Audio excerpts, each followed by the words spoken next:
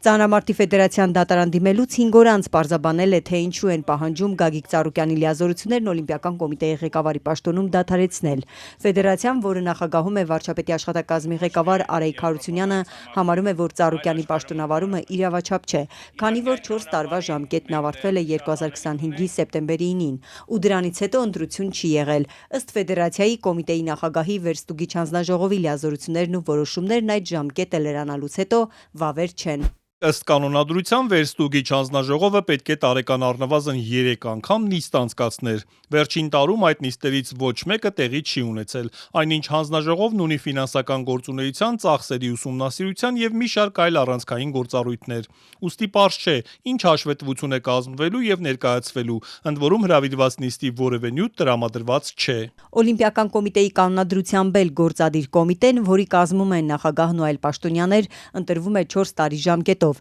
Վերջին ընտրությունը 2021-ի սեպտեմբերին է եղել։ Կոմիտեն այս տարվա ապրիլի 11-ին էր գլխավոր ասամբլեայի հատուկ նիստ հրավիրել, որ նոր ընտրություններ անցկացներ, ու ֆեդերացիայի դատարան դիմելով նիստը տապալվեց։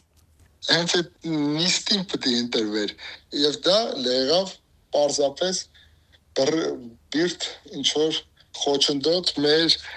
Օլիմպիական կոմիտեի օլիմպիական շարժման բնականոն գործունեության հանդեպ։ Արայիկ Հարությունյանի ղեկավարած ֆեդերացիայից նշում են, որ նիստի մասին էլ խախտումներով են ծանուցվել։ Օրակարգում միայն ընտրությունների մասին է նշված եղել։ Պարզ չի եղել, որ մարմիններն են ձևավորվելու, ովքեր են թեկնածուները, այդպիսով ըստ իրենց խախտվում է ֆեդերացիայի որպես Օլիմպիական կոմիտեի անդամ ընտրվելու ու ընտրելու իրավունքը։ Հաշվի առնելով այս եւ մի շարք այլ առերևույթ խախտումներ, ֆեդերացիան դիմել է դատական մարմիններին, վիճարկելով տեղի ունեցող գործընթացների օրինականությունը։ Եթե ֆեդերացիան պնդում է, որ կոմիտեի ղեկավար կազմը ապօրինի է պաշտոնավարել ու որոշումներն էլ իրավաչափ չեն, ինչու է այսքան սպասել, ինչու չի դիմել այդ ժամկետից հետո, երբ առանց ընտրությունների պաշտոնավարումը շարունակել են, ինչու հենց այս փուլում որոշեցին քայլանել, երբ Գագիկ Ծառուկյանը հայտարարեց ընտրապայքարին միանալու մասին ու քննադատում է իշխանությանը։ Ֆեդերացիան այս հարցին չի անդրադարձել։ Գլխավոր քարտուղար Սամվել Գասպարյանը պնդեց, թե կոմիտեի կանոնադրությանը նոր են ծանոթացել։ Բացի այդ, նիստի մասնակցության ծանուցումն էլ, որ համարում են խախտումներով,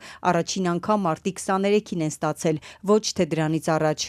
Մենք չունենք պաշտոնական գրություն, որը հիմք կհանդիսանար, եւ որպես անդամ չունեին կանոնադրությունը, որպեսզի հստակ նշված լիներ։ Մենք ունենք պաշտոնական գրություն ՀԱՕԿ-ի կողմից, եւ մեզ առաջին գրությամբ ծանոթացել են, որ գլխավոր ասամբլեայի նիստ պետք է լինի ու գտնվելու վայրը։ Նշված չի եղել, ինչ ընտրությունների մասին է խոսքը, երբ կանոնադրությունը ձեռք բերեցինք հստակ կետերին ծանոթանալով, ֆեդերացիան որոշում կայացրեց, որ պետք է իրավական լուծում ստանա այս խնդիրը։ Ինչու 2025-ին ընտրություն չի եղել։ Օլիմպիական կոմիտեի գլխավոր քարտուղար Հրաչյա Ռոստոմյանը երեկ Ազատությանը ասել էր, թե ժամկետի սահմանափակում չկա։ Ամառային օլիմպիական խաղերից հետո նշանակվել է հատուկ նիստ ապրիլի 11-ին, եւ այդ նիստը տապալվեց։ Մենք գործում ենք մեր կանոնադրության համաձայն,